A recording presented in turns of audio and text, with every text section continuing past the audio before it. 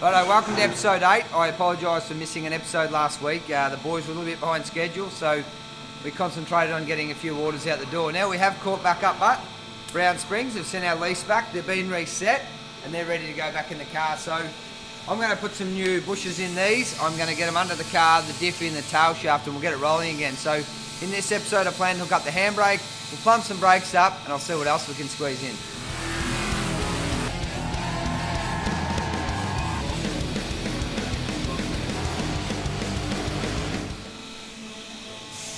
Alright, so before we put the lease back in it, we have some shackle bushes, so set these out in the ground out. Now, we use Super Pro.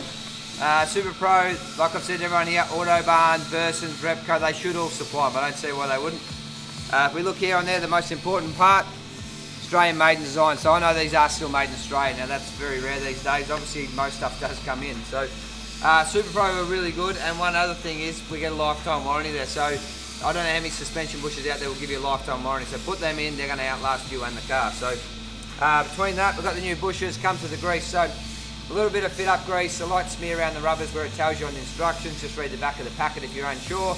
We'll bang these on, we'll set it up, and we'll throw the lease back in the car.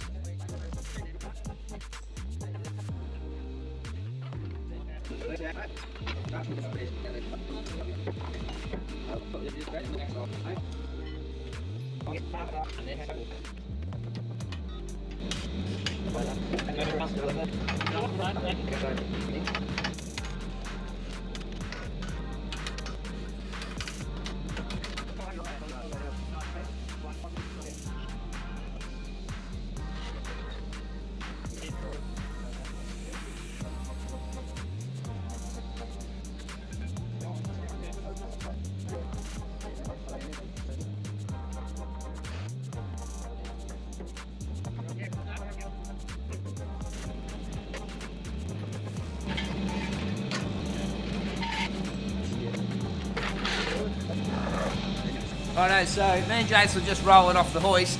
Now we've put the rear back in it, the new reset leafs, the Brown Springs have done, and they've come up awesome. So we just stand back now, we just pushed it off to give you guys a bit of a look.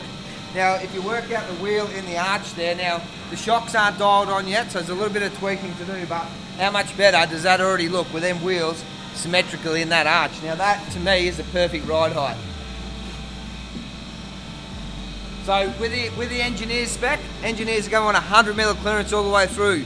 So at the end of the day, once we've got fuel in it, we've got 6 blokes in it, we'll give them 100, 101mm and that's it, because we want this thing as low as possible. So now that's done, we'll throw it up on the hoist, we'll tighten up the rear end, we'll set the shocks while we're playing with it, then we're going to get on to doing some brake lines.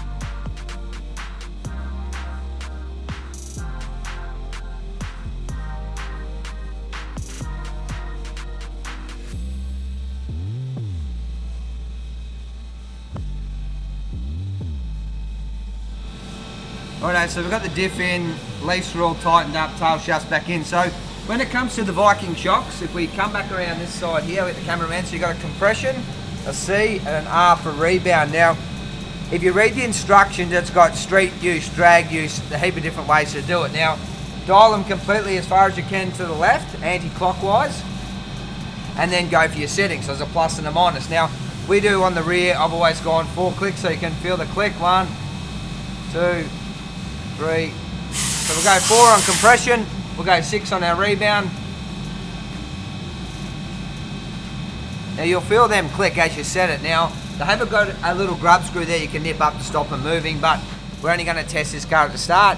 It may ride really well, may run it pretty ordinary, but that's roughly the way I set them.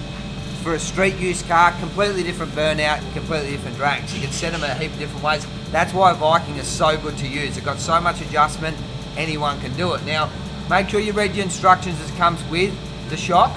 It'll give you the different settings, different ways to do it in case you forget what I've told you, or maybe what I've told you is incorrect. So anyone at home can play with these, dial them on and off to get the best feel for your car, and they will ride awesome.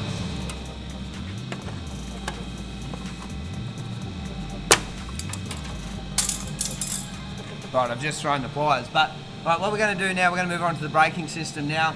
This is your original brake line. I'm going to run the same size brake line, but all brand new to the rear. Well, to all 4 points. Now the reason for that is the age of the car, the lines are going to be dirty, they're going to have stuff in them. Now you don't have to replace your lines, you can get them flushed. It's highly recommended to replace them, or definitely get them flushed out because you don't know how much stuff's been sitting in there. We've gone to the new braking system. The most important thing on the car is the safety. Now, if the brakes fail, we're in some strife. So we believe the safest way, get your brake specialist to do it, but it is to replace your lines. But remember, you can just flush them out. So I'll replace them. I'll run you through a couple little handy hints of how we're going to change it. We're mainly going to use the original clips, original location. There's a few little spots where we will divert. So I'll run you through where the difference is, and we'll see how it comes up. Righto, so as you can see, I pull all the hard lines out of the car. Now it's time to replace them. So what we need, if you are going to do it in the shed at home, brake flaring kit, a roll of Bundy tube. Now I use back to my wire, same theory as the radiator hoses. Now where you've got to dog leg it up, it's much easier to make a little bit of a template with a bit of hardened wire as you go.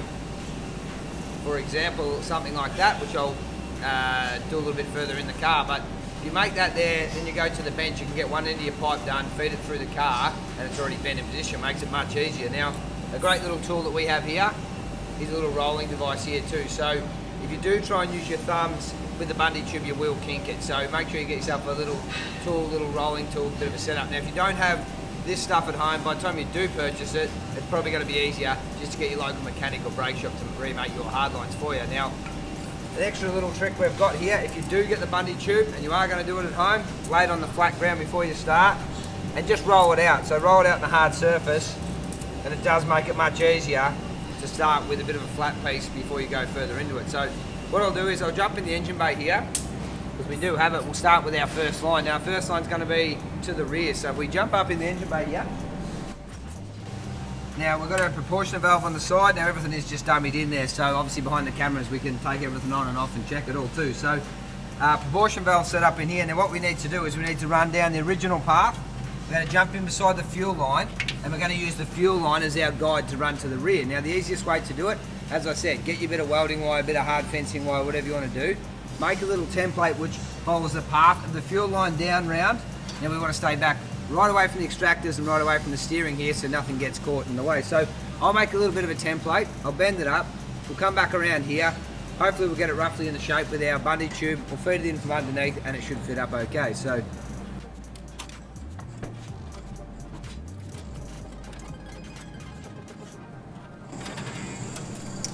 right, so that's giving me a bit of a guide. So just past 90, around the 45 mark, feed it up.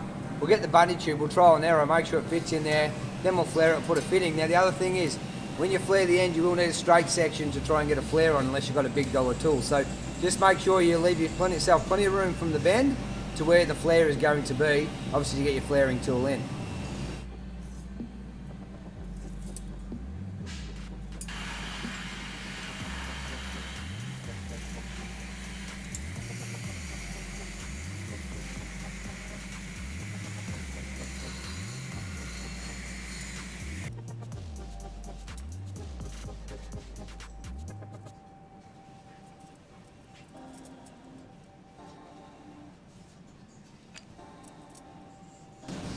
Right, so we're pretty close there. So what I'll do now is I'll roll a heap of length out so I can run along the fuel line underneath, just on the inner side of the sill. We'll feed this up here now.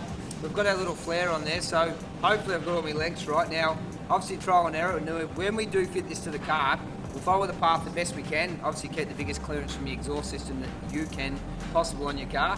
But once it's fitted at both ends, the next thing, and this is a must and always has been here, is after it fits and you know it's all correct, undo both ends of the hose, pop it to the side. You won't be able to get it out of your car, but pressurised air, blow it out, because even when you flare it, maybe stuff in the line, so you definitely do not want that in your caliper. So make sure at home there you've got a bit of compressed air, get it all where you need it in position, but compressed air, you've got to blow your line out. There's no point putting a new line on if it's going to have stuff in it. So just make sure you guys, that's a must.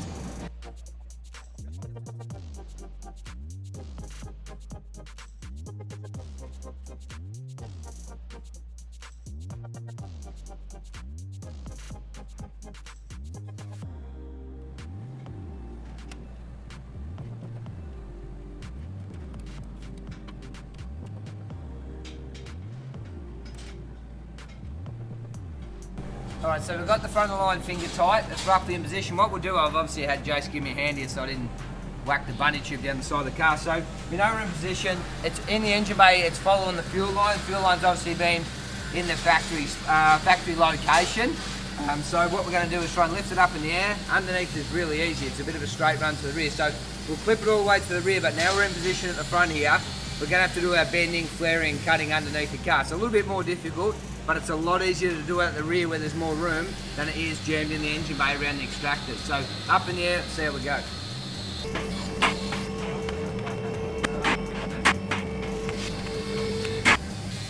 Righto, so we're underneath the car now. The engine bay looks really good. So what I'm going to do is bend it up into position. Now that is your factory fuel line, that is staying there. Now if you have a look up in this location where my finger is here, that's the factory clip there. So if I can bend this or manipulate that pipe into the location, back to factory location, we've got a brand new pipe, we know it's not going to get in the way. I mean, it's been on there since 1969, so there'll be no issue about that getting damaged on the way through.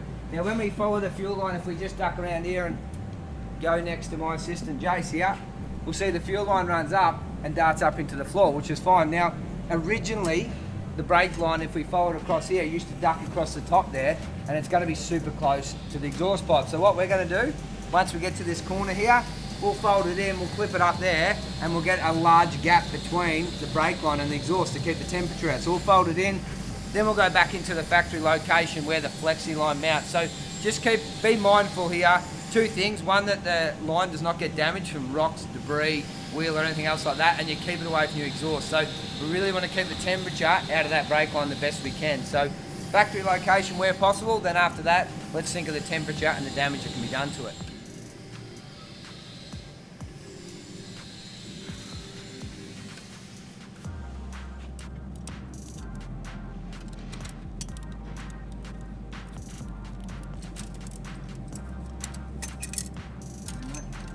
Righto, so now the fun part, always heaps easier with someone giving you a hand here. So we're under the car, we've got our length, we've got our path roughly run out, it looks really good. So what we'll do now, we've got it cut to length, is we'll put a flare on the end, we'll get the existing hose which I've cut, just to get out of the old diff because it was broken. We'll get up there, we'll dump it in position, then I can follow my path back to the front, and we can tie it, pin it, clip it back up there. Now I did break a clip or two on the way, a couple of things need to be amended, so we'll do that on the way back. But the path's ran out, looks really good. So the secret is now to get a really nice flare on it, get it in position, and clip it up. Righto, so the rear's done, the front right's done. So as you can see here, brand new tube, picks up the original location, and it is running the original path through there. So OEM, that's what we try and chase. So the exact same as what we can do factory. We know it's been protected, it's always worked. Now, what we are going to change is the front left. Now the front left originally went up over the tunnel, across the other side. Now with the transmission being a lot larger, we've seen the modifications we've had to do. We're a little bit tight for room. So what we're going to do is we're going to follow the front right, and then we'll skip down onto the front of the cross member. We'll run across your front end. Across your front end, we'll use a couple of P-clips and a couple of saddles, tuck it up in here nicely, and it'll go over to your original flexi hose location. Now, the reason for this, obviously, because it's going to be tight, we need clearance. And secondly, your extractor is a lot bigger, a lot bulkier, which it never used to have. So we want to keep it out of the temperature as well. So we need clearance, we need to stay away from the temperature. So we'll path that around that side. We're not far away from bleeding this thing up.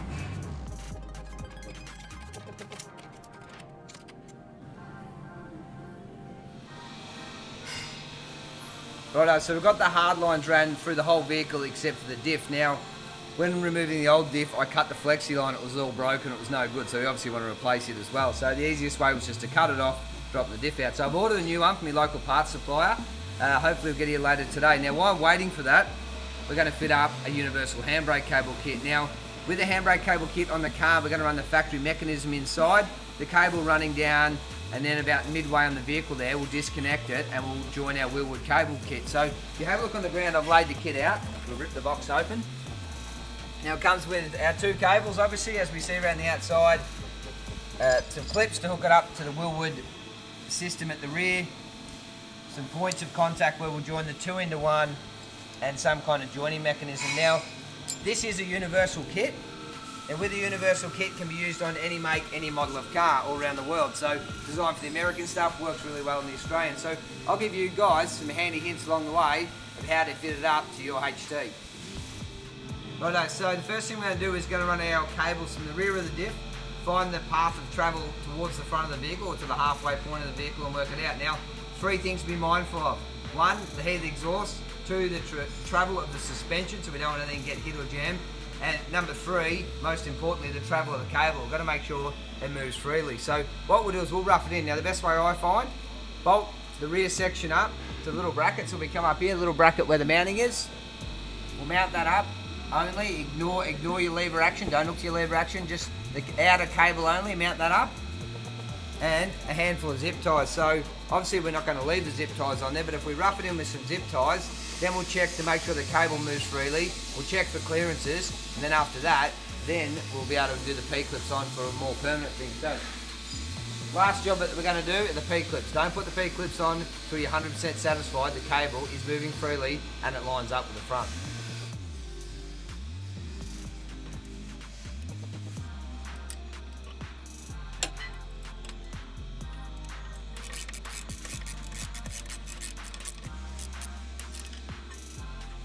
Righto, so the cables are mounted at the rear to the Wilwood handbrake mechanisms. Now we need to decide which path we're going to take. Now if we look up here, this is all the factory system. There's a lot going on, the tail shaft's bigger, the pipes are bigger, and what we're going to do here is going to probably get a little bit warm and get a little bit tight on clearances. So the easiest way is remove your factory system. And what we need to do, what remains is the front half. So without whacking the cameraman,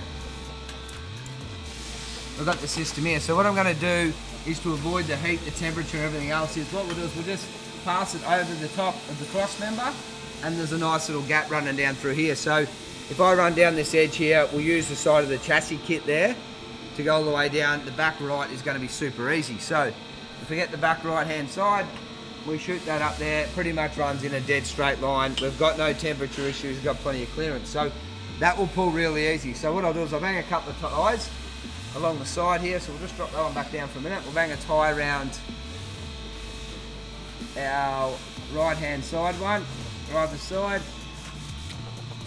Now obviously it shouldn't cause an issue, but what we did mention is earlier, with the cable before you cut or connect or use any P-clips, make sure it slides freely. Now if it slides freely like that, by the time you have the lever action, it's going to pull the handbrake on really easy. So whatever you do back there, just make sure before you do anything, you can slide the cable in, it slides in and out nice and free. So driver's side done. Now on the passenger side, we'll find a new path for it. Now obviously you've got to keep in mind the heat of the exhaust, but the safer I can get it round over to here, we know we've got plenty of clearance from here on. So if I can get the passenger side to the driver's side over here before the muffler, then I know we just got to tie them side by side and it should pull freely. Alright, so at the rear it is roughed in, so same thing again. So if you move it freely by just using your fingers and it's super light to move, you know you're going to be pretty well in the correct location. So we'll just bang another zip tie up there, gives us a rough guide.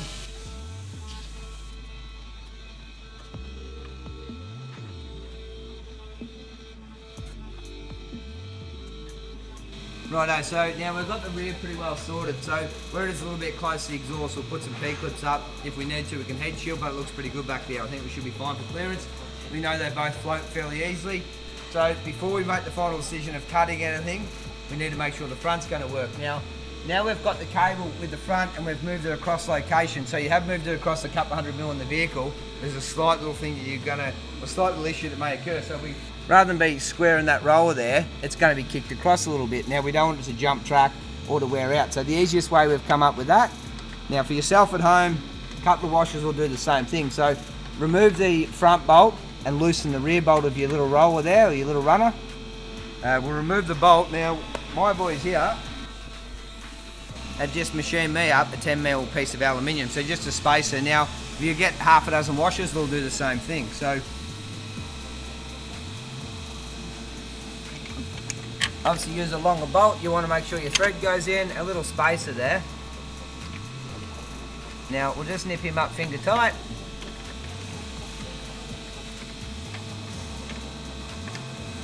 Now once we hold that finger tight with that little bit more of an angle, you can see there the cable's going to pull fairly good in that runner there. So it just, all you've done there is just tweak the angle around. Now if you get the cameraman comes around, we check the roller where it goes up to the firewall back internally, it hasn't affected anything. It's got plenty of clearance there and it'll still work fine. So that's the easy issue there. So if you just put yourself a 10mm spacer, half a dozen washers do the same trick. Make sure you tighten all this back into position, then we run through. So now we've got that sorted. We know the front half's right, the rear ones are running really good. It's time now to connect two into one. Righto, so time now to work out how to join the old system into the new system. Now, Wilwood, like I said, it's a DIY kit and it's got some really good stuff. So the best way I've found to do on the HT is we unwind our little joining block. Now we don't need that part, we just need the block only. So we're down in our pile. And what we need to do at this end here, take the original block off the thread. Now we're lucky enough on this cart that it does wind on, same thread, so sometimes you get lucky. Different makes, different models, use different ways to connect it up, but this works really well on here. Now when I wound that on, I've wound that so it's only one or two more threads, so if we ever need to, we've got a lot more thread to play. Now one or two hanging out's fine. Now we need to work out our join. Now what Wilwood supply here, so is with a 2-into-1 system. So the two tubes slide into this end here. We cut the outer sleeve only and the inner cable comes through the front port here, and then we run them up into a little holes here where the cable goes to. So for example, quick rundown before we cut anything, that cable will slide through. It will join up into there like so. The other end of the cable obviously pushes through our system here. So that's how it's supposed to work. Once you pull the cable at the front, obviously it pulls away. The outside stays still. It pulls through that system there. So very basic. So what we need to do now is work out a straight path. So if we pull the cable through and we work it out so it's fairly tight and it's fairly straight, we know where we're going to be. Now, if we can try and get our cable to pull as square as possible, then we can work out where to mount our 2-into-1 joiner.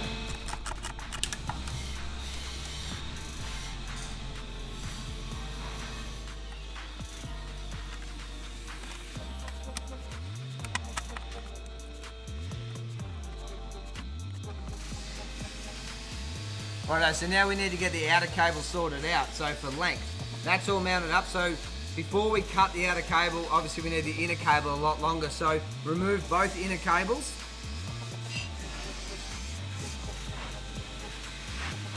Alright, so once we're mounted up, we need to work out what length to cut the outer cable at, so we roughly rough it in. It's turned out the passenger side is pretty much smack on the money, within 10mm, so we're going to run with it. Now we'll peel a little bit of tape off the end.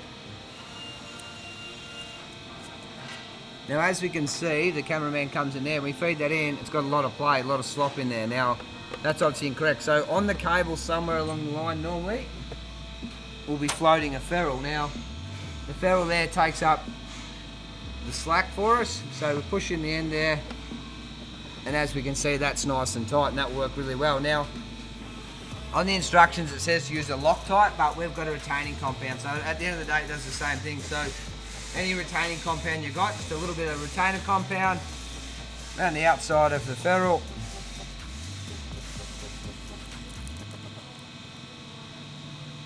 Now hopefully your retaining compound comes out better than that. So what we might do, we might open that up. Right.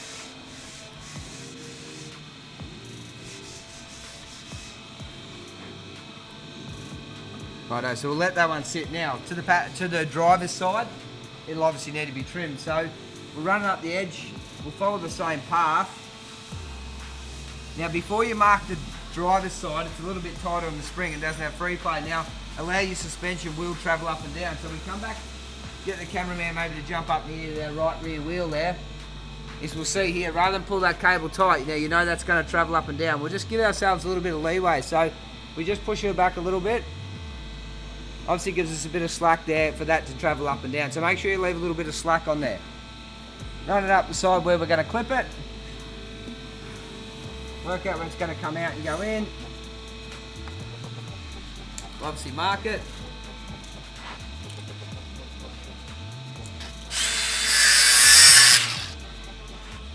Run the ferrule down.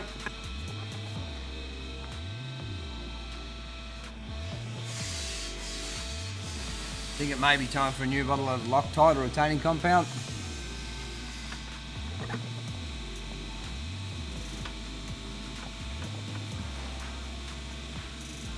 Righto, so they're set where we need it. So now we know that they're going to be okay. What we'll do is we'll get the inner cable. Now when getting the inner cable, we need to put our clips on. The clips on here hook onto the rear arm to activate the handbrake. So all we need to do, feed the inner cable through the hole like so. Pull forward and that's what it should look like there. So, alright, now we're at that stage, we'll be able to feed our inner cable through.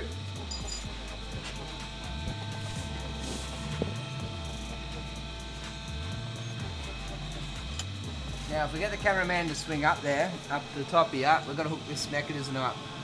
So just slowly, gently goes in, pushes on and rotates around like so. Alright, so the rear's connected, the outer's cut to length. Now I haven't tied the outer up yet, due to the fact is we just want to make sure everything's going to fit and make sure everything's going to work. So if there's 2 fixed points for the outer cable, we should be fine. So if we run our inner cable through our holes here, which we probably should start with the longest one to make it easier.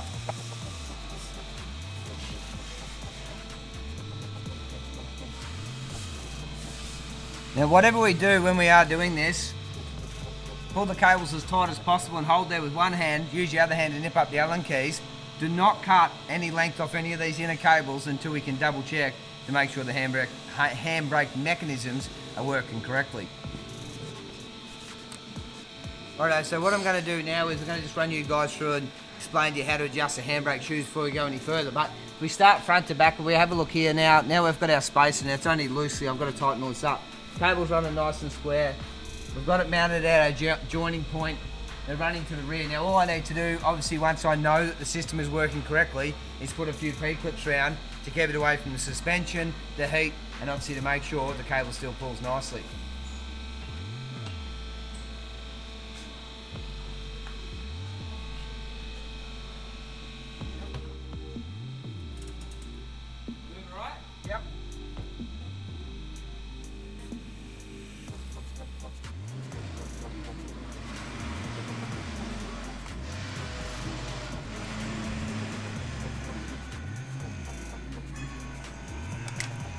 Alright, so the last thing we want to do, the handbrake works, we've been in the car, we've checked it, it's all working really well, we've got plenty of clearance of it. So the last thing, and the very last thing, is we cut the inner cable. So just tape them up so after you cut it, it doesn't fray apart.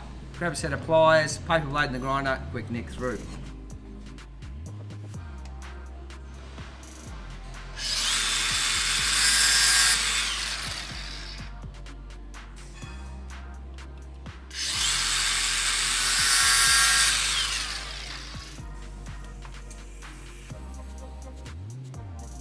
Righto, so that'll be a wrap for episode 8. Handbrake's done, brakes are nearly complete. We're getting really close to getting this thing running, so stay tuned over the next couple of weeks. Hopefully we'll fire it up for you guys. So thanks for watching, like and subscribe down below. See you again soon.